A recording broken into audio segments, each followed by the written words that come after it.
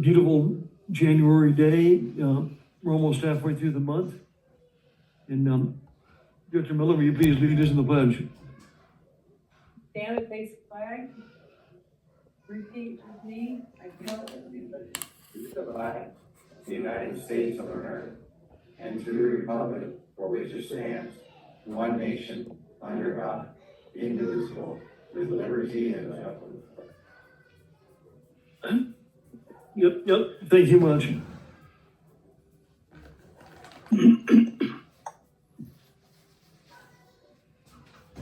And we'll start with a roll call. Thank you, Mr. President. Division 6, Audrey Miller. Here. Division 5, Robert Harris. Here. Division 3, Jay Tremblay. Here. Division 2, Keith Dias. Here. Division 1, Drew Mercy. Here. Division 7, Gary Van Dam. Here. Division 4, George Lane. Here. General Manager Newton. Here. General Counsel Markman. I'm here. And Holly Hughes present. Thank you, Madam Secretary. We're moving on to our volunteer roll call for those listening in and unable to attend. We always like to hear from you. If you can take this time now to introduce yourself. Good afternoon. This is Jack Cephas, White S 3. Hey, Jack, welcome. Glad you're with us. Who else do we have?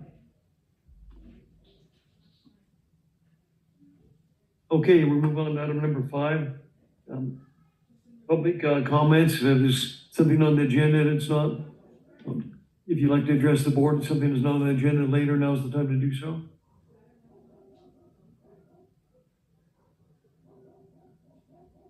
Okay, this meeting's gonna go faster. We'll move on to item number 6, adoption of an agenda. That's a board order. We have a motion. Mr. President, I'll move on 6A1, adoption of agenda. Okay, Mr. President, this is Rob. I'll second that motion. okay, we have a motion and a second. If there's no further comments or questions, Madam Secretary? Audrey Miller. Yes. Robert Harris. Yes. Jay Tremblay. Yes. Keith Dias. Yes. Drew Mercy. Yes. Gary Van Dam. Yes. George Lane. Yes, motion carried. Next item, consent calendar. We have 4 items. They're all routine items. And the motion would be in order for that unless there's any questions or comments. Mr. President, this is Rob. I move we approve the consent calendar.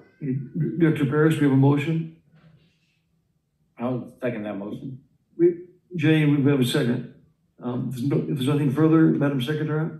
Audrey Miller. Yes. Robert Harris. Yes. Jay Tremblay. Yes. Keith Dias. Yes.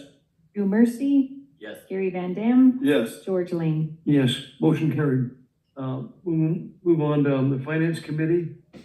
And Director Dias is chairman of that committee. Director Dias, I'm turning it over to you. Yes, thank you, Mr. President.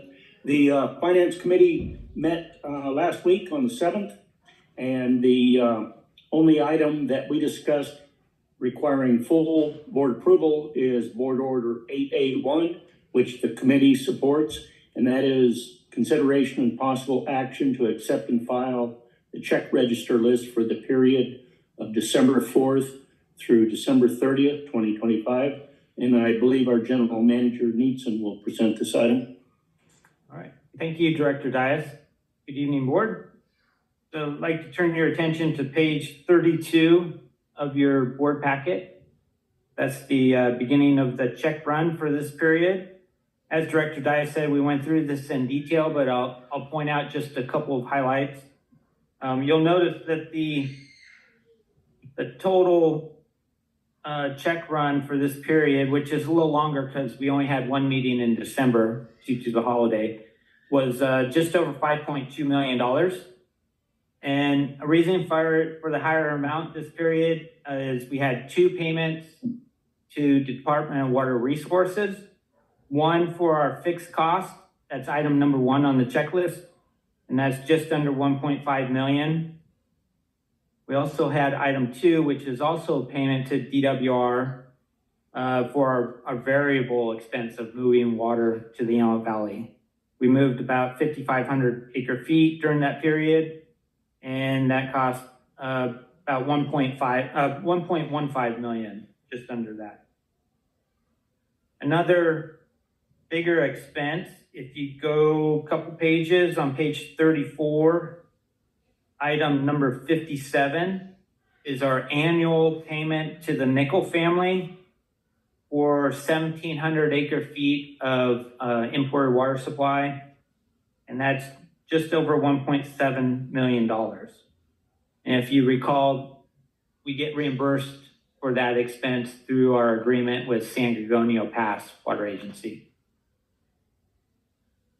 So those are the highlights I wanted to point out. Unless you have any questions on any specific item. I had one question, Matt. How long does that go for, that Nickel family water? So the agreement that we have with the Nickel family goes through the year 2043. And at the end of that period, AVEK has the sole option to extend it another 20 years if we choose to do so. Is that even money that we sell that to San Gorgonio? Our lease agreement with San Gorgonio is, it covers our expense associated with the nickel water, but we also get some additional revenue through what's called a replenishment fee. And that's currently about $400 per acre. But Great, thank you. you're welcome. And then if there's no questions on the AVEK check run, we have 2 check runs associated with the High Desert Water Bank. Page 37, I'm sorry, no, not 37. Page 38 is associated with the operation and maintenance on the High Desert Water Bank. And then page 39 is associated with the capital program with High Desert. And all of these expenses get reimbursed by Metropolitan Water District.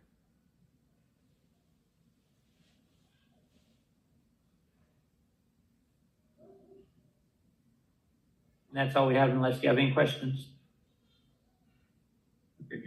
Hey, is there any further questions or comments? And the Finance Committee did go over those in more detail, and nothing really stood out more than what Matt brought up. This is Keith. I'll make a motion. We approve Board Order 8A1. Motion by Director Dias. We have a second. Second that motion. We have a motion and a second. Madam Secretary, if we could have a roll call. Audrey Miller, Yes. Robert Ferris. Yes. Jay Tremblay, Yes. Keith Dias, Yes. Drew Mercy, Yes. Gary Van Dam, Yes. George Lane. Yes, motion carried. It's ordered, Yeah, thank you, Director Dias. Is there anything further, Director Dias? No, that concludes the Finance Committee report. Okay, thank you much. We're gonna move down to the Personnel Legal Committee, and Audrey Miller is chairman of that committee. We'll turn it over to Director Miller. Yes, the committee met on the 7th, and General Manager Knudsen is going to go over a organizational structure that is proposed. All right, thank you, Director Miller. So I know this is kind of small on the screen, but a hard copy of what you're seeing is also included in your board packet. Again, on page 42 is the staff report, and then attached to that staff report is the proposed organizational structure. So we've got a few slides on this. I highlighted in red text the changes to the org chart or individuals that are changing positions. So we can flip back to the org chart if you want to, but I've got a couple other slides to go through the detail of the changes. So the first change, we're not seeking board authorization for this because it's really within the GM's discretion. And as you know, Peter Thompson is leaving the agency at the end of January to take on a new position at a different agency. So that created an opening with our assistant general manager position. And happy to report that we have a well-qualified individual that's proven himself for the agency, been with us about 18 years. And we are going to promote Justin Livesay from engineering manager to assistant general manager. Congratulations. You know, good choice, man. He'll do a great job for the agency. Yeah, it was a pretty easy choice, so. And then obviously with Justin moving up, that creates a vacancy in his old position as engineering manager. And I think we've all got to meet Joe a few times over the past couple of years. Joe Roberts, he started with the agency as the senior engineer. He's been with us for about 4 years. Prior to that, he worked for a private consulting engineering firm. Worked on a lot of water banking projects, pipeline projects. He is registered civil engineer in California. And so I made the decision to promote Joe from senior engineer to engineering manager. So Joe, I think will do a great job. And so those are the changes. I just wanted to bring those to the board so they knew where those individuals fit within the org structure. Good thing with AVEK, you know, we've done a good job over the years of making sure that we have people that can easily fit into these vacancies when they come about. You know, it's good succession planning for the agency. Make sure we're training these people so they're in a good position when openings come up. So it works out very well. So the next few items do need board approval. The first on this slide here, we got 2 reclassification of 2 existing positions. The first one is for Tom Barnes. He's currently the water resource manager, but if you go back to the org chart, we're kind of shifting Tom's duties and responsibilities. As you remember, Peter Thompson spent a lot of time overseeing the state water project and imported water supplies, exchanges, transfers, etc. So Tom is going to move into some of those responsibilities, and we're going to change recommending to change his title to imported water supply manager. And you'll see that highlighted there towards the top in red. Tom's going to do a great job in this position. He's been with agency for a lot of years, knows the state water project well. So it'll be a pretty seamless move with Tom overseeing these responsibilities. And with the added responsibilities, we recommend giving Tom a small bump and also take more of a leadership role with the Antelope Valley State Water Contractors Association. So we think this title change and reclassification is a good one, makes sense. Kyle Wright, who is here this evening, he'll remain as our water resource planner. And the way we've got it split up is Tom is going to be responsible for all imported water supplies and management of state water project. Once the water gets here to the Antelope Valley, then Kyle Wright is going to manage those supplies. So there's no changes to Kyle's title or pay at this time, but it does create a clean break of duties.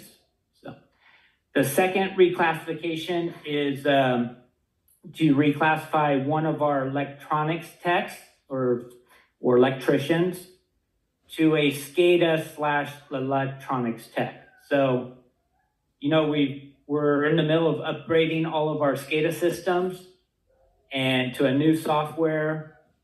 We, for years, have relied on an individual that lives outside the state, is contracted with the agency. He's done a fabulous job for the agency overseeing the SCADA.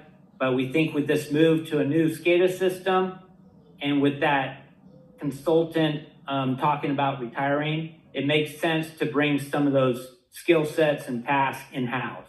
And we have a good individual with Devin Watson. He's a young gentleman, very tech savvy, brilliant. And Jeff Adler, our consultant, has put a lot of trust in Devin and teaching him some of the SCADA tasks. So we recommend reclassifying his title to SCADA/electronics tech. He'll still be available to help with electrical duties, but he's going to take on some the SCADA, overseeing the SCADA system and troubleshooting the SCADA system. So based on those added responsibilities and tasks, we recommend modifying his salary range from a 39 to a 41. and that equates to about a 5% increase. Any questions on these two reclassifications before we move on to the next? Yes, one question. Jeff Atler will be replaced then, or will he still be on payroll?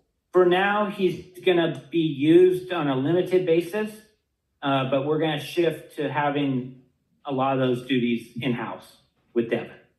So we'll eventually phase out Jeff Adler, but for now, he's gonna be at our beck and call to help with the transition. Man, he's gonna been retired for a number of years. Is that ever gonna happen? Yeah. Eventually it'll happen, it'll have to happen, right? If go on long enough, but, I don't know, John or Justin, have you heard from Jeff?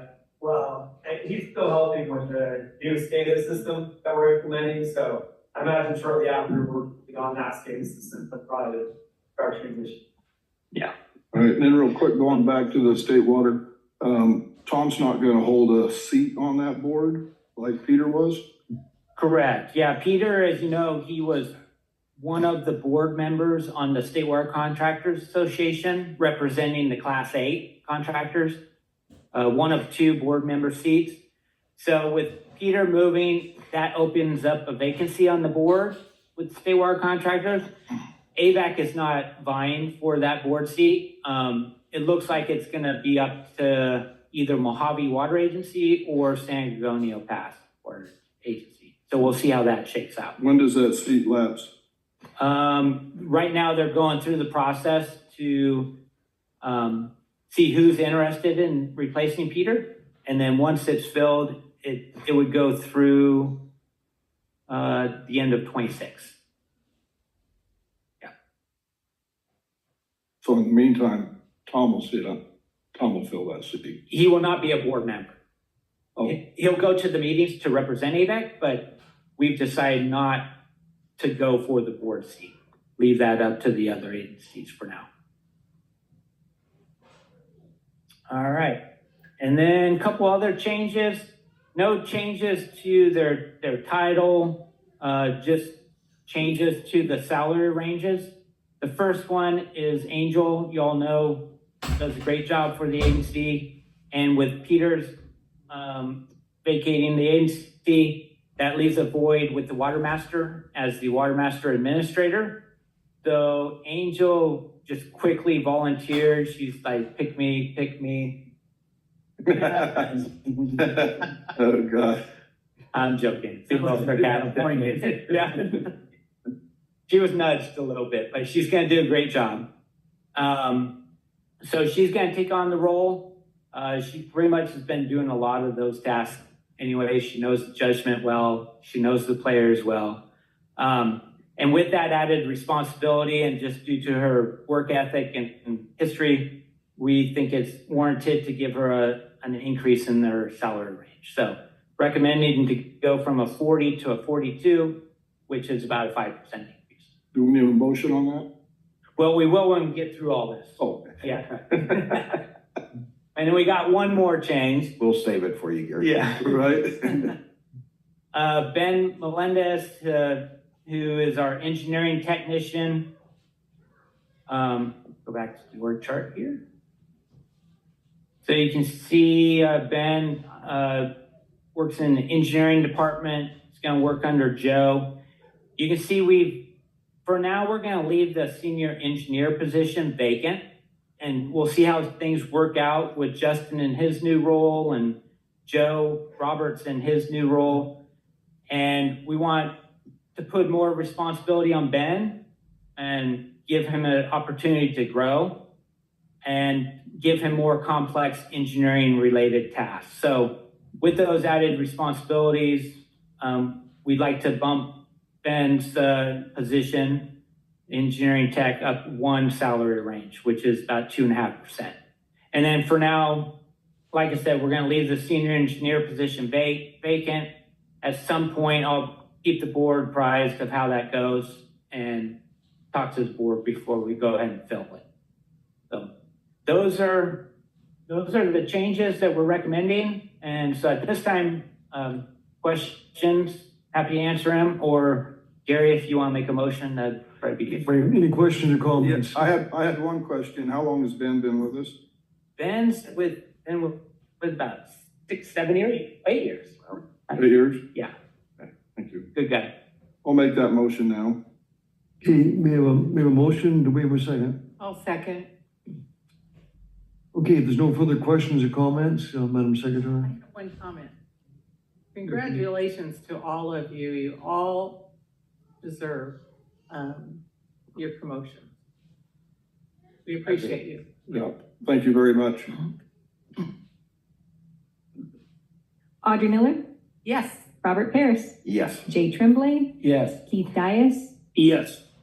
Drew Mercy. Yes. Gary Van Dam, Yes. George Lane. Yes, a motion carried.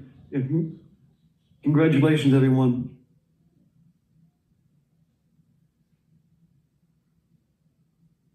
Okay, Director Miller, is there? Is there anything else? I think that's all of my responsibility for right now. Okay, good job. Okay, moving on to item number 9, General Manager's Report. And, Matt, I hope you have some good news for us. No good news on the allocation. I think that's what you're asking, right, George? That's what I was thinking. Yeah. Yeah, we had an operations call yesterday with DWR. There's 2 operation calls a month, and this was the first one for January. They haven't completed all their analysis of, snowpack and runoff and reservoirs, etc. So there was no increase in allocation announced yet yesterday. They anticipate that coming towards the end of January, I think late January, early February. So for now, we're gonna hold at the 10% allocation. A little disappointing, but I mean, Tom's gonna give us a report right now on kind of the statewide condition. So come on up, Tom. We're gonna have Tom start earning his keep tonight.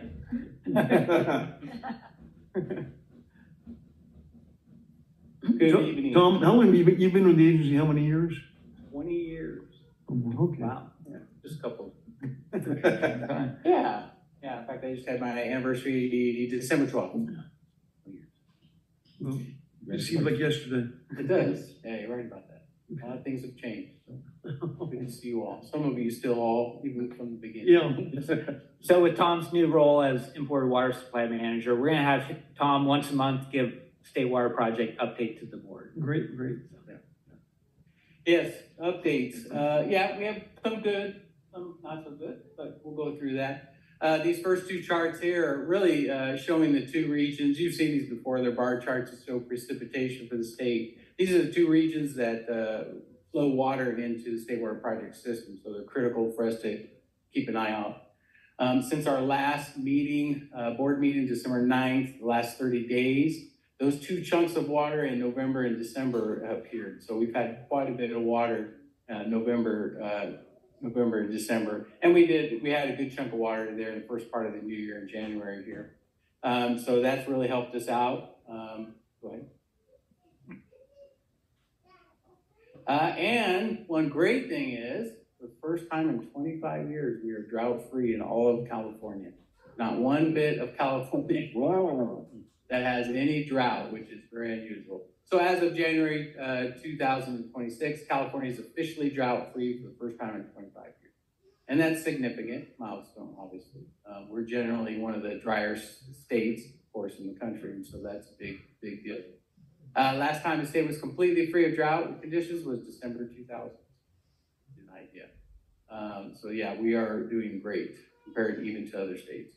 As far as the reservoirs go, we looked at the statewide reservoirs. Here's an overall map of all of the reservoirs in California, all the major ones. And then we, of course, focus in on Oroville, which is the beginning of state water project supply. And then we also look at San Luis Reservoir. Lake Oroville, big increase since the last 30 days. We saw about a 26% increase in overall capacity in Lake Oroville due to a lot of good rains that I just mentioned. San Luis Reservoir, 9% increase. So Pretty good. even though we had a good increase in Oroville, we didn't quite see a lot of it coming down to San Luis Reservoir. This is San Luis Reservoir storage. I think you may have seen this before. This is, as you know, San Luis Reservoir is a joint reservoir used for both federal and state projects. The dark blue portion there is the DWR or the state portion. The lighter blue is the U.S. Bureau of Reclamation or the federal portion. As you can see, we're moving closer to that bottom dotted line, and that is a state capacity in San Luis Reservoir. This week, we are expecting to see an agreement come across to us to look at for encroachment into that upper portion of San Luis Reservoir. This is a common thing. We do this when we are looking like we're close to capacity on the state side. We will get an agreement together with the federal side, with the Bureau of Reclamation, and we will surcharge or encroach into their area. This will prevent us from spilling any carryover. So this is to help us give us a little bit of a buffer. AVEK does have an advantage over some other state water contractors in that we, with our large allocation, we are allowed through the Monterey Agreement to store up to 50% of our total allocation. That's about 36,000 acre feet that we can store in San Luis. We currently, and I'll show you, but we currently have about 20,000 acre feet carryover coming into 2026. So we have a pretty good little window or buffer of about 60,000 acre feet that will protect us against spill. Other folks, unfortunately, other state water contractors are kind of sweating it. They're worried because they are basically filled to capacity on carryover. They don't have any kind of a buffer like we do. So we actually have an advantage in that. Are we able to trade the buffer we have to them, or can we, like we've done in the past, help store some of that water for them, or? Yeah, we could. Yeah, we can. I mean, I think you're thinking of the press line Lake Arrowhead deal, Yes. where we help them salvage some carryover. Like 5,000 acre feet or something. Yeah. And that worked out pretty good. And Tom can maybe reach out to other contractors and see if they want to. Well, since we have additional capacity, and I would imagine we have capacity to be storing more at this point, so why not reach out to them and see what deals we can work out. Good idea. Exactly. That will be part of my charge as I'm talking with other state water contractors. Start looking for At least some of them in critical, that are the critical stage. Yeah, exactly. Yeah, and Crestline Lake Arrowhead's a perfect example. They have a very large allocation compared to their demand, quite low. And we got a little water out of the deal, and there's no risk to AVEK. You know, we're not risking anything. Yeah, we don't risk any spill ourselves. And that would be a good neighbor and make a profit besides. Yeah, there you go. No, and they do appreciate it. So, good. Okay, next slide there. This is the snow water content. This is important right now because, as you know, we're kind of beginning to get into our snow time frame. What's critical to see on this map and on these tables here is that the Northern Sierra region, you'll notice it says, if you look off to the right there, the percent of normal for the state is only 67%, which is quite low compared to the rest of the state. You can see Central Sierra is up in the 90%, and you have Southern Sierra, 110% average. Our issue is, of course, we get our water primarily from the Northern Sierras. So this is critical. This is a problem because even though we had a lot of nice precipitation, it didn't come in the form of snow. As you know, snow is our long-term kind of bank of water. It's our long-term supply, and where precipitation rain is really our short-term supply. AVEK supply portfolio, just looking at this currently, our initial state water project allocation is 10%. So we have just over 14,000 acre feet as we start 2026. Carryover in San Luis, as I mentioned, is approximately 20,000 acre feet. So we've been able to hold over some carryover in San Luis. In case it does go dry, we have that water available to us, specifically for coastal water treatment plants needed. Bank supply, we're at about 156,000 acre feet. We have banked and stored in the Antelope Valley here locally. They'll be used. Groundwater supply is about 27,000 acre feet. So I have a very good portfolio overall of water supply. It's spread out amongst longer term and short term types of supply. Tom, is that 27,000 acre feet, that includes our carryover? Yeah, it includes groundwater production, groundwater carryover, and our imported water return flows. Return flows carryover. All of that, which has been carried over. Okay, great. Supply updates. Matt talked a little bit about it. Next update to state water project allocation is looking at about early February. We were hoping to get something this week, but we did not get it. So, we are still though only expecting modest increase in allocation, even with those storms, November, December, even into January. And so this kind of came up in the meeting this past week, with some frustration as to why we have such great storms and yet we are not seeing an increase in allocation. So the state water contractors are addressing that, and we're looking for different ways, different options and different ways that we can address those issues. Oh, okay. So as far as forecast of water supply, low risk of spill, I mentioned, really through January. We were looking at maybe the end of January, but really that's been pushed to probably February timeframe. So despite, as I mentioned, despite the recent increase in precipitation, warmer storms produce less snow than anticipated. Northern Sierra snowpack water content remains below statewide average. And above normal temperatures are forecasted statewide with below normal precip for the second week of January. So as far as this next couple of weeks, it's going to be supposed to be a little bit drier, higher temps and drier. As I mentioned, we are looking on ways that we can better help and encourage and direct DWR to better manage flood flows and things of this sort so that we can see that in the form of supply coming to the south. That's all I have, unless you have any questions. All right, good report, I Tom. have one question. I heard that there's a lot of water going down the rivers to the bay. Do we know how much has been going out? Well, it's hard to put an exact number on it, but I can tell you, last Friday, the report was about, there was over 125,000 CFS of water, which is huge amount of water moving basically down from the north, Sierras, with flood flows coming out of Oroville and other reservoirs. Shasta was also in flood mode. So because of that, they were moving a lot of water into the delta and pushing, as you know, they control the salinity there by moving more water into the delta. Or I should say, taking less water out of the delta, and that keeps that salinity out of that freshwater estuary there. So yeah, it was a big amount. DWR, I think Matt kind of mentioned that DWR hasn't quite gotten the numbers together. We have asked them for that type of thing, state water contractors as a group. We would like to know what those calculations are. They're certainly not necessarily easy calculations, but it is a big amount, I can tell you that. Yeah. So they flood that through the Delta area, is that right? Yeah. When they do it? Yeah, they move to the Delta, yeah, because what they're doing is, what's happening is a permit is required with the California Department of Fish and Wildlife to be able to take more of those flood flows for supply to the south into San Luis, for example. And so that permitting has become very difficult, and they put a lot of roadblocks in the way for us being able to get that permit. What that means is that the flood flows that are coming down from the north are not being taken advantage of in the form of water supply. They're being used for environmental for the fish in the delta. And that's pushing basically pushing, they're trying to push the salinity out towards the ocean more to protect that area. Thank you. Any other questions from Tom?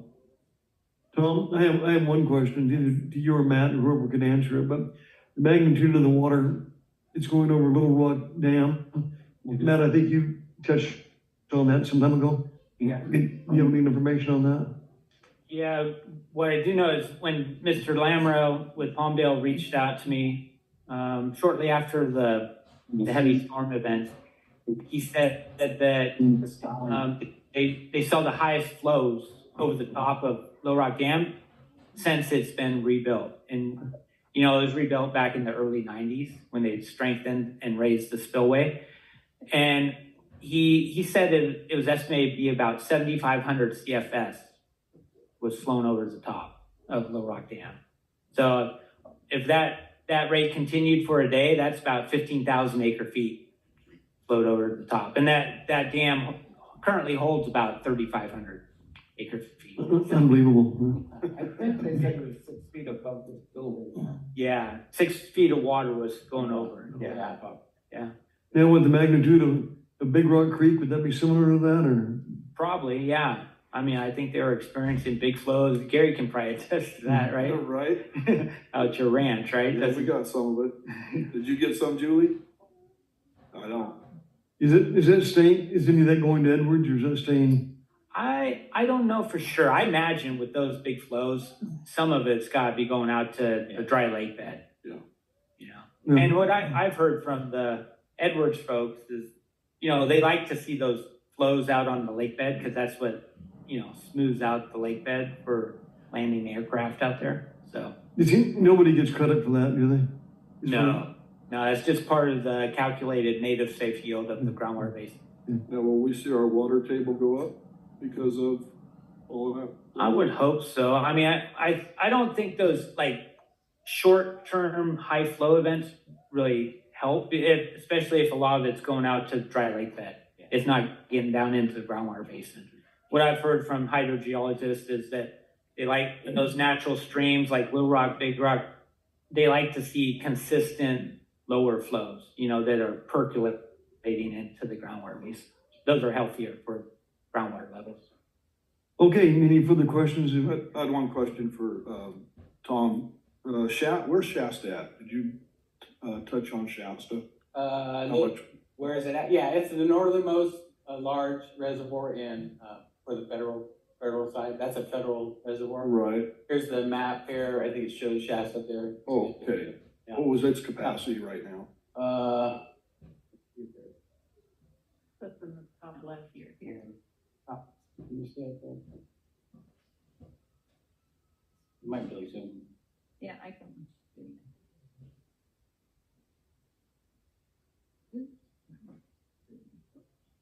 And isn't that, Can't- don't they drain that off for the temperature for the fish? That Yeah. 55 degrees? Yeah, it's something similar to Oroville. Yeah, Shasta does. Shasta has been in flood flows. In fact, starting up until really this week. Similar to Oroville, similar to even New Melones, some of these other ones, they were actually in flood flows. And they're stopping about now, lowering the flood flows and getting down. And, but this adds to, right? The Shasta is at the top of Sacramento River, basically feeding Sacramento River, which, you know, can benefit us as well. And, but a lot of those flows coming out of Oroville, Shasta, into Sacramento River, those are the very flows that are going into the Delta and for these fish regulations. Right. Okay, yeah, thank you, Tom. Good report. Yeah, 100 degrees. Yeah, good report, Tom. Thank you. Pete, we'll turn it back to you. Yep, and keeping with the theme of some new faces, we're gonna invite Kyle Wright, Water Resource Planner, up, and he's gonna talk just a couple slides about the local supply and local demand. So, Welcome, Kyle. Thank you. Good evening, directors. So as Matt had said, that I will be kind of taking on everything local water supply here in the valley. So with that, I'll be going over this table. The next two slides, I think you guys are you all are pretty familiar with this by now. The table shows all the actual deliveries to all our customers through our subsystems, and the columns reflect that along with the estimated demand is our red line. So those are our initial projections against actuals. So kind of going over our 2026 numbers here in December. December kind of came in similar to November. Not too much of a change there. They maintained pretty constant. We were projecting a little bit less, about 250 acre-foot less, but they came in a little high, so we're happy with that. And the total for 2025 was just over 33,000 acre feet. So that's about a 6% difference off of 2024 numbers. So I'm currently calculating all our water orders that we sent out a couple months ago to all our customers. So when those trickle in, I add it to a spreadsheet, and I'm working on 2026 projections at the moment, in which I'm expecting right now, probably about 3,000 acre foot higher this coming year. So I'll have those finalized by first meeting of February. So we can hopefully expect a little bit more demand there. So that takes care of 2026 numbers. And then current flows here throughout the agency. Quartz Hill Water Treatment Plant is offline for maintenance for the next 2 weeks. So no demand there from the State Water Project. East side's maintaining, as is Acton. The stored imported water recovery for the north, they're maintaining pretty consistent right now. I think we're looking at, put it down here, but I think it's, there's about 5 acre foot a day. So they're holding pretty well there. And we got here, Eastside Water Bank is offline. Bench Ranch is still producing to meet our 1880 demands there. And then the groundwater recharge, we're currently off except for Eastside. Eastside Water Bank's actually back on. They were down for a meter maintenance there, but everything is offline right now until we get our next allocation statement, hopefully here in the next few weeks, as we've met our 20,000 goal in some of those for carryover. So we'll kind of assess that, and when the opportunity arises, hopefully we'll start banking it up again. So where we're at currently. If you guys have any questions, answer them to the best of my ability. Was the deliveries, did I understand that they were a little bit less for 25 than they were for 24? That's correct. Roughly 6% less than 2024. So you can see in, you don't mind going back? Oh, yeah. In August, October, those came down. They're a lot less than projected. LA County kind of changed their operational plan. They were utilizing some of the groundwater. So that took the demand off of us a little bit. So that was a little unexpected, but we kind of came back and yeah, hopefully 2026 will be a little bit smoother, but based on the initial water orders, we can expect a few thousand acre foot higher demands. Well, good. Is there any other questions or comments? I had a question on that problem 6. With that high count, are they gonna be using more AVEK water? So yeah, we're in talks about that right now. We're kind of in the initial stages of operational interagency, trying to see what we can do to help them out. Taking more water from us is certainly an option. They're looking at all their options right now, and we might do a little bit of a pilot potentially moving forward to kind of see what we can do, providing more water to bring those numbers down for them. That's certainly on the table. Yep. All right. Thank you, Kyle. Good job. Yeah, thank you much. Thank you. And then I have one more slide, just upcoming events and schedule. Kyle mentioned that the Quartz Hill Water Treatment Plant is off for our annual maintenance. That started yesterday and will be off for 2 weeks. So this is the time of year that operations staff, maintenance staff go through the plant, do inspection of areas that they can't normally see, do cleaning of the basins that they can't get to when the plant's operational, and making necessary repairs. So Quartz Hill staff is doing a great job in that process. And like I said, I'll be off for 2 weeks. We have a holiday coming up on the 19th, Martin Luther King Day. We have the advisory committee for the Water Master coming up next week. Is it? Yeah, next Wednesday at 10 a.m. Quartz Hill Water District and on Zoom. And then following week, we have the Water Master meeting. So at our next board meeting on the 27th, we'll go through the Water Master agenda, give direction to our rep. And that's all I have. Okay, Ian, thank you, Matt. Is there any questions from the board? Okay, moving on to director's reports.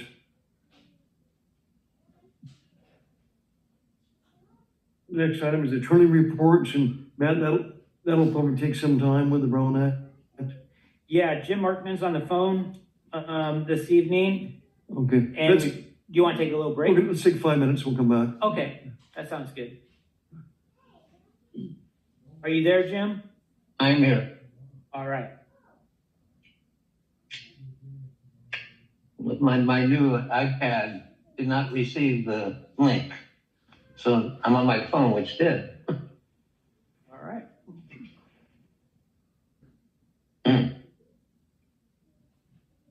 Be good this evening is to spend a few minutes and walk through the changes. We don't have a presentation, but Holly can bring up the summary that Jim prepared, and I think Jim's just planning to talk through it.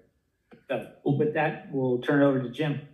Thanks, Matt. Yes, that's true. And there's another package coming for every board member, Matt and Holly. And that would be every year we do a workbook or a handbook on three subject matters. One is the Brown Act, one is Public Records Act issues, and one is conflicts of interest.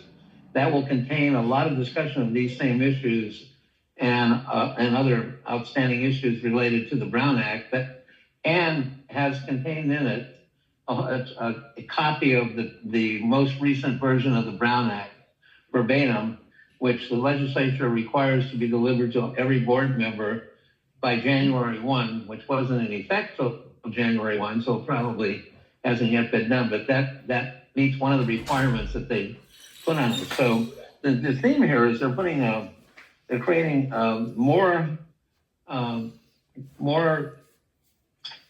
controls on different situations than they ever have to try to deal with problems, because they've complicated this, particularly in the area of attending meetings virtually. And I caution, I know they want the board to have all these, every councilman in the state and every supervisor to have their own copy of this. But if it gets murky to you, you should feel free to call us, call me. If something's bothering you about how a meeting is being structured, or your attendance at it, or some other member's attendance at it, and Holly will be brought into the loop on it too, so we can try to keep it correct and keep the agenda work she has to do under this correct. So I appreciate the elected officials trying to comply with these laws, but sometimes they're pretty murky, and you can't be expected to completely understand what you're supposed to do, as you will see as we go along. So what I'm going to do is just go highlight some of the changes. All of the board members do have a handbook in front of them. Yeah, Jim, I forgot to mention, you mentioned the handbook that you mailed out. So that's it, right? We did receive that, and each of the board members have that tonight. Good, excellent. Well, and if you may find when a board member has an issue, and particularly Rob, you will probably find some discussion of the issue in there, which could satisfy what you're looking for. If not, give me a call. Happy to try to do it. So I'm going to run through some of these changes, which some are a little bit dramatic, but most of them aren't. And a few of them don't even apply to AVEK. So let's just dive into it. Taking issues off of our opinion letter, advice letter, which went out to something like 60 public entities in November 24th, starting with the first one on page 1. So this is a reminder in the legislation, because it's essentially an extension. It has to do with using social media. So here's the trick. If a board member, any board member, tweets or texts or puts something on any social media platform that is touching the subject matter of anything that could be considered AVEK business, know that any board member who sees that should not react to it by liking it, retweeting it, sharing it, talking about it, responding to it. You have to leave it alone. And the reason for that is, once a third person, in the case of AVEK, a third and fourth person did the same thing, and you can't know what someone else is doing, sitting in their home looking at their computer or their phone, you can inadvertently create a serial meeting under the Brown Act by having 3 or 4 or more board members discussing an AVEK item of business. So this was an experiment that was supposed to expire January of this year, that has now been extended indefinitely. So then I'm pretty sure the AVEK board members can handle this and deal with it and not do this stuff, but I know plenty of other public officials who can have a lot of trouble staying away from responding to stuff on social media. The next item was that we were to supply the Brown Act. All the board members mentioned that you have it. I think you'll enjoy the handbook. I don't think it's written in a way that can't be understood or absorbed by the clients. So, but again, if you need to know something, you found it, but if you have questions about it, you can call me. I'd be happy to talk to you. Another item that they talked about was when you are acting on, like as we did tonight, on salaries or salary schedules or compensation for local executives, you had to make oral reports during the opening of the meeting. In other words, you couldn't just slide them in on the consent calendar. So when you're dealing with raising payments to officials, you're required to orally discuss it and expose it. That originally only applied to executives and didn't define executives very well.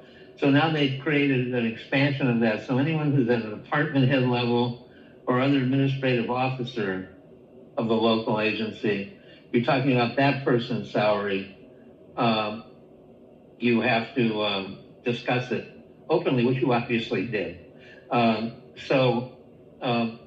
The question I have here is some public entities, a lot of cities will just adopt salary schedules or charts with numbers on them and steps and dollar amounts next under the steps, and you have to figure out who is number one. You want to say it's a city manager, then you have to go through a process to figure out who it applies to, and I think this is an attempt to get away from that. And as you know, the chief executives and the council and the elected officials whatever their pay is reported so that people can find it in Sacramento too.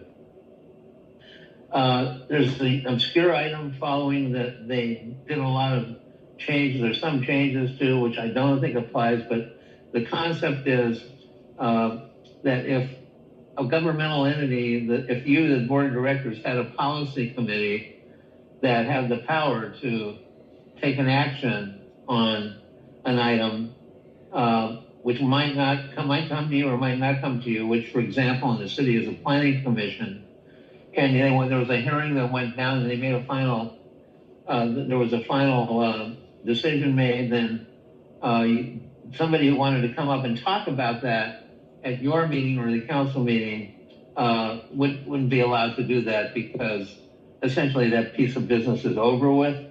I've always had a hard time believing this got in there. Repressing somebody from the public from saying something was an attempt, I think, in the case of large cities like Los Angeles. Some people, there's final decisions at various committee levels, and they just pound the council and other bodies that lower level answers to, and they never stop. It just never stops. So I think this is aimed at those larger cities that have those kind of protest problems. But so that's up there. Here's an interesting one they changed, which is interesting. So you know now that you have statutory authority. Well, George does. While he's running the meeting, he has statutory authority to essentially stop a person, to silence a person who's being obnoxious and interfering with the running of the meeting. Disrupting now with that authority has now been expanded so that George can do that with respect to anyone who's attending telephonically. And you're going to have to provide for people to attend telephonically. They already do, but you're going to have, as a matter of law, you're going to have access applied to people who can get rowdy on the phone. So they added a section so you control that person too by shutting him down. And we already have a couple of clients that has a button. And if somebody gets out of control or you get Zoom bombed at a meeting or something like that, you can shut it down in 1 second. So they've now made that, they've given legal validity to that kind of action. They had a couple of changes with respect to special meeting agendas. Special meetings, you know, can be called by either the president of the board or a majority of the board, which is in your case 4 board members. Usually you just have a notice of the meeting and attach an agenda. Now it's required to be posted on your website as well at the same time, which is 24 hours before the meeting, at least 24 hours before the meeting goes down. And now they've expanded one prohibition of having to one thing about calling those meetings is they used to be called to discuss compensation to, let's say, the general manager or a city manager or board members and controversial compensation items. So people who were on one side or the other of such an issue were very, very tempted and have called meetings, series of meetings, endless meetings, to bring up the subject matter when they're opposed to it. And they can pretty much torture and insult the person who will be receiving the increase, a special meeting after special meeting after special meeting. So there's been a change in the Brown Act that shuts that down, so that that kind of personal activity about a personal matter, one person's salary or a council member's or a board member's salary cannot be repetitively shoved down their throat, essentially. Also, they going forward, there's been some updates and changes to the, believe it or not, to the teleconferencing provisions that they've been working on.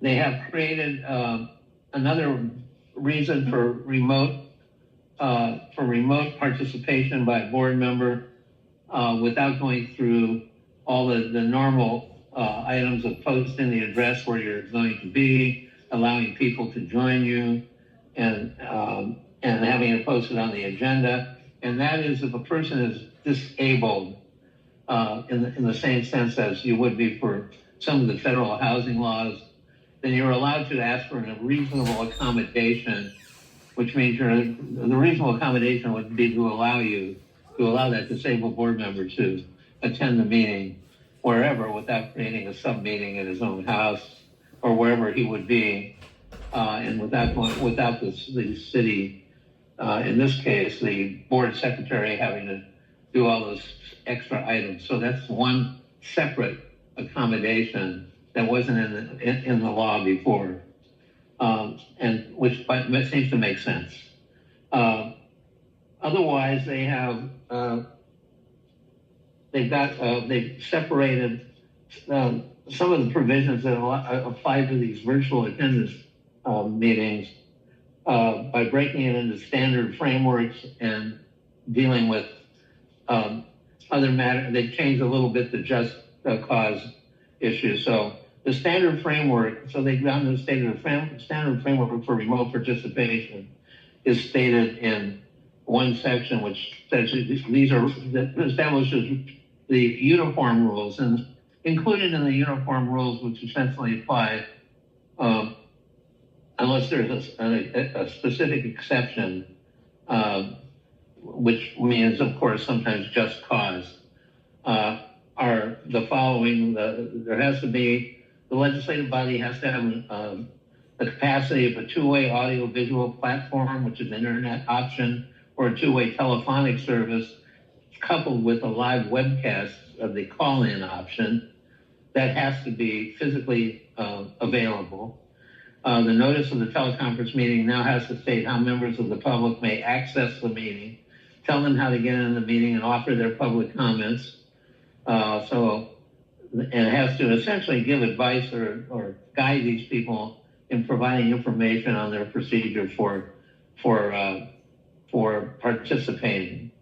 And then they have also, which we talked about a little bit, the disruption on broadcasting has now created some new control mechanisms. One is to shut down the person who's, if it's a disruption caused by some person. If it's another disruption, like an electronic problem and so forth, then there's a prohibition against the board making any decision or going forward, as long as there's such an interruption, you simply have to, stop the meeting, and wait until the problem is solved. And you can't take any further action until the service disruption is resolved and service is restored. And if there is a legal action taken under those circumstances, then the DA, the district attorney, or somebody else can sue you over it. It's hard to believe that would happen. Another rule, you cannot require public comments to be submitted in advance as a way of getting around this participation. So people who want to participate don't have to give you notice they're going to do so. You may have, however, you may possibly actually have people have to identify themselves when they talk, which, as you all know, is normally not required. No identification to address the public entity about your grievances. But now, if your electronic system has automatic login in order to be operated, you can require the person to submit identity in order to do that. So and technically speaking, that's all I can say about it. Also, there's now some control. I don't think this is being abused, but they've addressed the public comment period and the fact that there's a lot of ways to do the public comments. There's 3 ways. One, if the public comments are item by item, every comment may be spoken to by the public, then you have to give the public all the time it takes for them to exhaust those comments. You can't if there's a specific time allowed for particular items, you can't close the time, the period when the time runs out if there are still members from the public who want to give their input. If you have a general amount of time you give for public comments, you can't close the public comments or the opportunity to register until the listed time public comment period has elapsed. So however late it might get, there's no early closing. The minutes, right, requirements for the minutes have been changed also. So the minutes have to identify essentially who participated in from a remote location and the specific provision of the Brown Act that was relied upon by that member to do so. So that's got to be noted in the minutes of every meeting where that occurs. And the local entity, that's AVEK, is supposed to identify meeting locations where you can meet or conduct your meetings, and a list of potential meeting locations for also with other people to go and observe and participate without going virtual participation, as if there had to be established some areas around that are up in your area for people to kind of in groups go ahead and participate, both for your meetings and for public participation. And that's something I don't know that we'll have to address unless somebody comes in and actually you have such an item that there's so much interest in that we would have to set that up. So all of those rules apply to alternative teleconferencing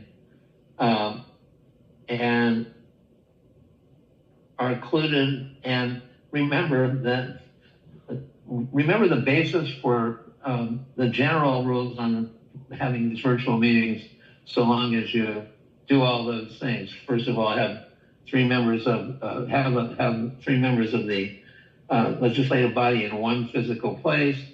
Put the other locations on the agenda. Post those other places and allow people to participate in those other places if they see fit to do that. So that's all there, but only for 2 reasons. One, there has to be a state of emergency or local emergency that has been proclaimed and not removed. And secondly, in the just cause. Third, now, if you have to make a reasonable accommodation to a disabled person. So this state of emergency evidently still is recognized as being a basis for virtually every meeting can be attended this way if you meet all those rules.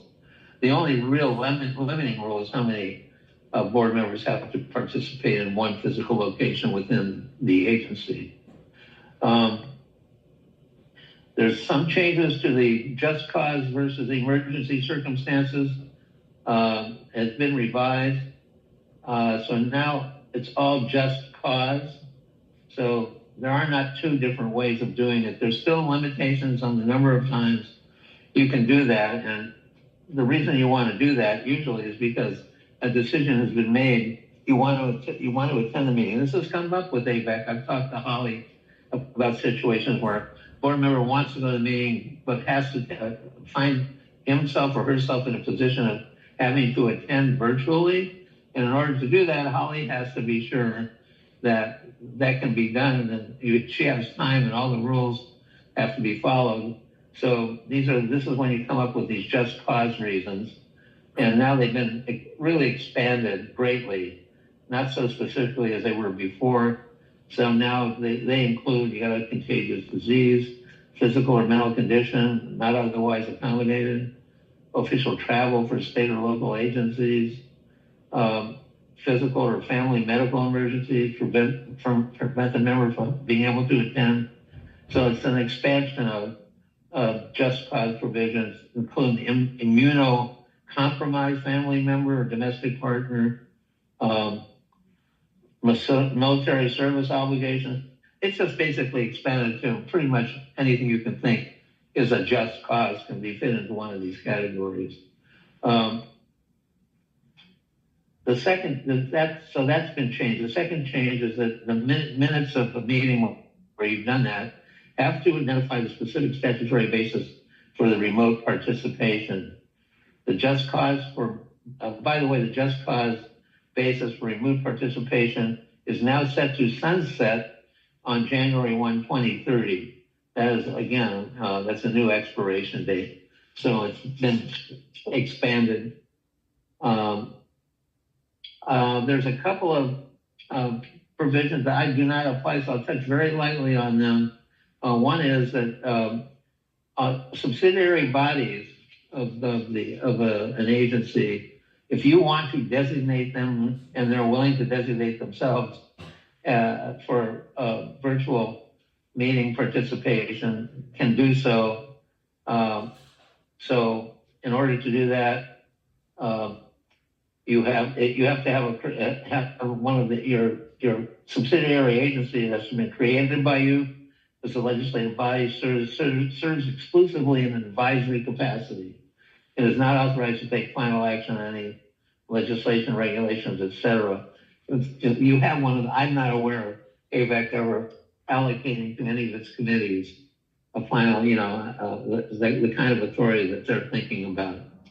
And so I don't think it's worth a lot of time worrying about this subsidiary body provision. If you're thinking you want to have a subsidiary body that's subject to the Brown Act, which means it meets regularly to deal with identified subject matter, it's not ad hoc, which I don't think that's the case with AVEK. Then you have several provisions to go through to comply. So I don't think we'll spend a lot of time on that.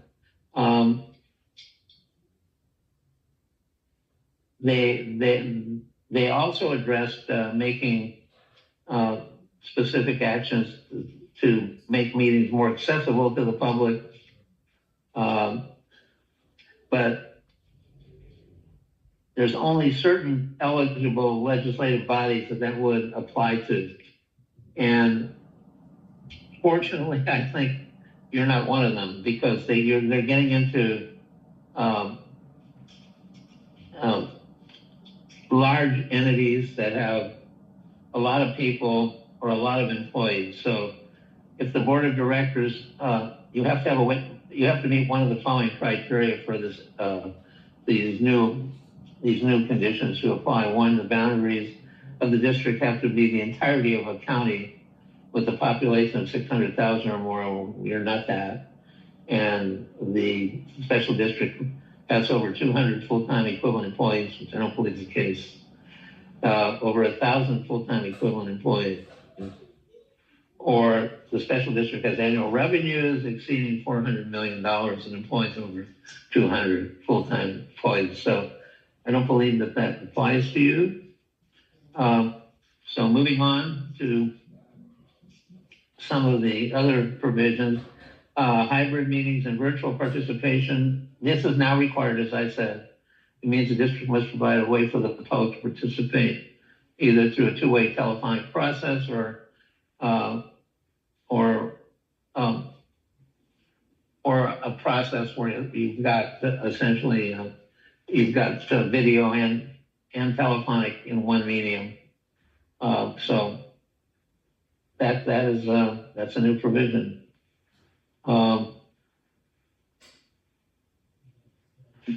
And the little things like this sentence they put in one of the provisions: members of the public participating virtually must be provided the same time allotment for public comment as a person attending the meeting in person. Well, okay.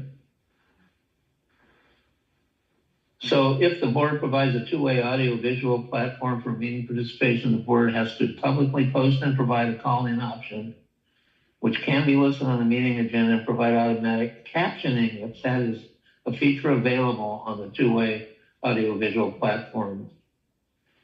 Now, some other things we have to do that are not going to happen, I'm just telling you it's coming. The Brown Act now requires all the public entities, AVEK and everybody else, to adopt some policies. One is a disruption policy. So we've talked about all of the things you can do to control the meeting, but they're looking for the adoption of a policy, which will talk about things like giving one warning, giving two warnings, clearing the audience attending, if that's where the disruptions are coming from. And there's a whole lot of stuff in the Brown Act that gives you these things in order anyway.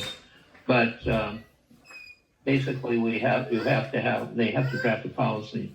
One of the interesting provisions is if there's a disruption that prevents the public from attending the meeting remotely, or for the meeting from being conducted in a way that's possible that's productive, you can recess an open session of the meeting for at least 1 hour and make a good faith attempt to restore the service if it's a physical problem, or stop the disruption if it's that kind of problem. And if you do that, you cannot reconvene the meeting until at least 1 hour following the disruption, or until telephonic or internet service is restored, whichever occurs first, if that's the issue. So you've got a time frame where if you turn it off, people have to know when you're going to turn it back on, so that they can continue to participate. SB 707 also has, and I've been waiting for this to happen. So they have translation and interpretation services for public meetings. It doesn't mean that you have to, if somebody needs a translation or needs somebody because of a deafness problem or any help like that, you're not required to pay for that service to allow that person to participate, but you have to let that happen if they're going to participate, and then you have to give them more time to participate so that can happen. So I've seen that, and it's usually very easy to, if you see it coming, and Holly should be able to get some advance notice of that, then that can be handled without too much disruption or a problem. Then assistance may include, here are the following things you can do: arranging a space for interpreters at the meeting, allowing extra time during the meeting for interpretation to occur, allowing members of the public to use their personal interpretation equipment, or have reasonable access if the district has such facilities. So you have that. And I guess the last one I'll talk about is your agenda materials, which, as you know, are made available to the public online at a certain time before the meeting. Now may have to be translated, and I'm only going to tell you this because I don't know the answer to anything. But you have translation requirements for election materials. We're all used to that. But the one that's now found its way into the Brown Act is, and this is tricky. So for a district, the applicable language that you would be required to use is any language spoken by 20% of the population of the county in which the district is located in, provided that 20% or more of that population speaks English less than, quote, very well, close quote, according to data from American community surveys. So those would be the requirements. But it depends on the answer to this question, which I'm not sure of. I think it's close. The requirement only applies to special districts where the boundaries include over 200,000 in population. I think the last time I looked at this over that election issue, the population was about 170,000. But I'm not sure. But if it's 200,000, then you have this plus, then you have this language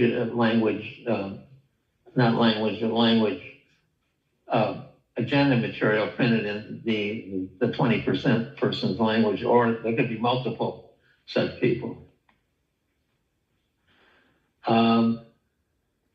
So if you have that requirement, they have another provision that requires you to provide physical space reasonable where you post the agenda, and translation agenda has to be posted at the same place. So now you have to have spacious places to post.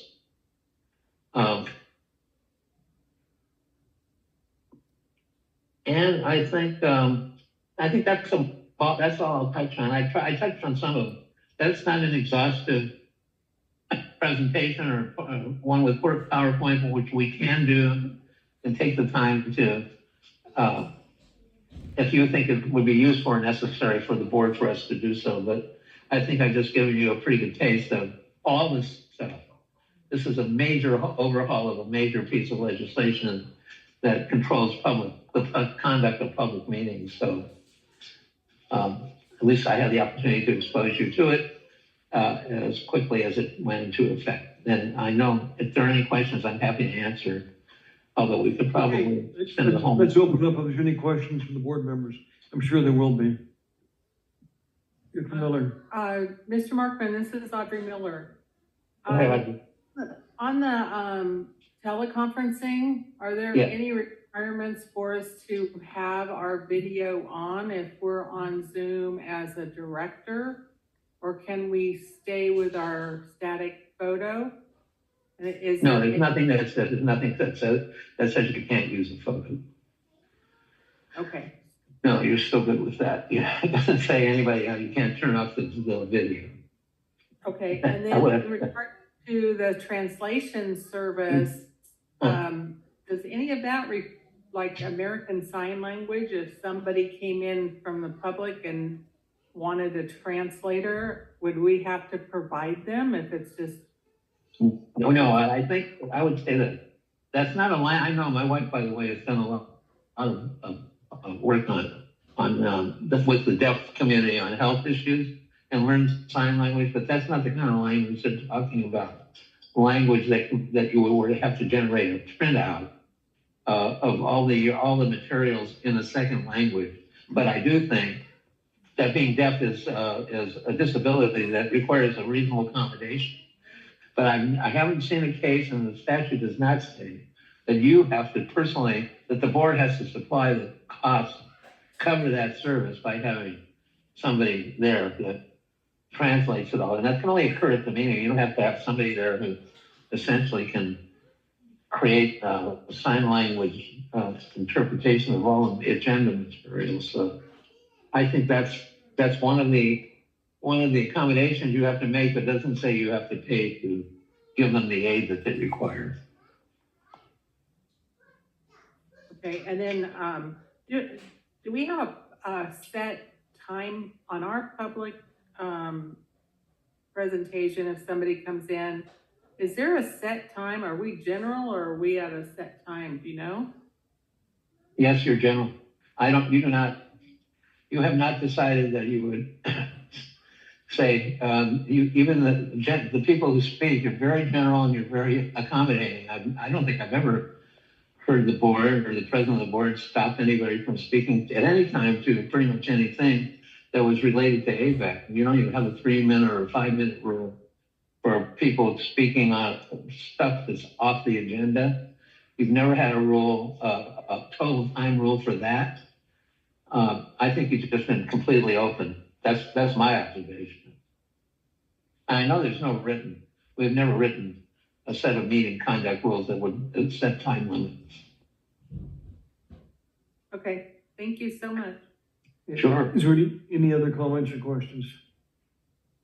Jim, I've got a couple of questions and a comment there. Sure. In years past, many years past, I've attended some, workshops over Brown Act, and it was mainly conflict of interest. It seems like it's changed so much. It has very little to do with how it was first established, the Brown Act. Am I correct or not on that?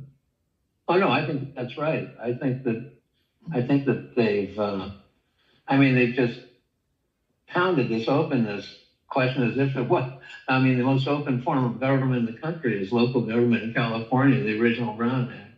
And they just keep pounding more and more, George, more and more of these regulations to catch everything they think is an evasion by the public entities of being open to the public, which I do not perceive exists. So I agree with you.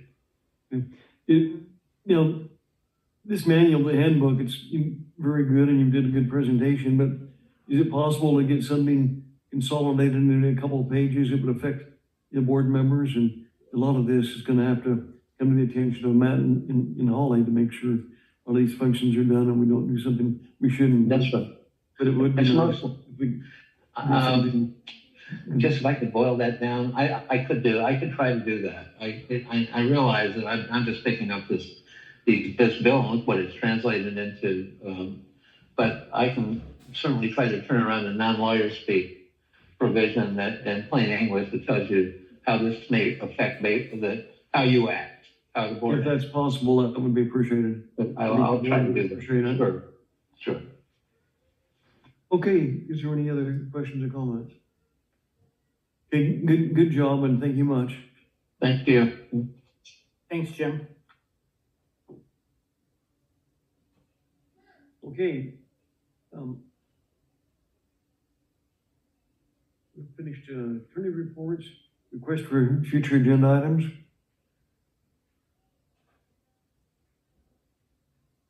I do have a question on that because a future agenda item, could that be that the information committee or whichever committee would handle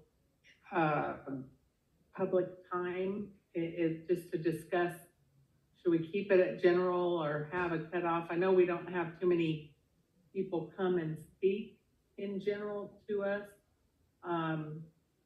but is that worthy for maybe a future agenda item to discuss?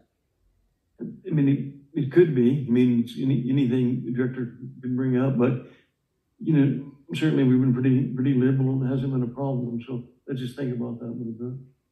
Yeah, and any disruptions that may happen as well. I would like to be able to discuss that in committee or whatever would be appropriate. Am I doing? Yeah. Okay. Matt, do you have reason to go into closed session? We do. We have one item today. It's item 13A. Okay. And it's regarding evaluation of legal counsel. Evaluation of board general or legal counsel. Okay. We have a motion to go into closed session. Mr. President? Go ahead, Jay. I haven't made a motion today, so I'll make a motion, Mr. President, Jay? to go Okay. into closed session. We have a motion. Do we have a second? I'll second it then. Although I We have haven't. a motion and a second. Madam Secretary? Audrey Miller, Yes. Robert Paris, Yes. Jay Tremblay, Yes. Keith Dias, Yes. Drew Mercy, Yes. Gary Van Dam, Yes. George Lane. Yes. Motion carried. We'll take a couple of minutes. Thank you. Give me Steve, Okay. Yeah.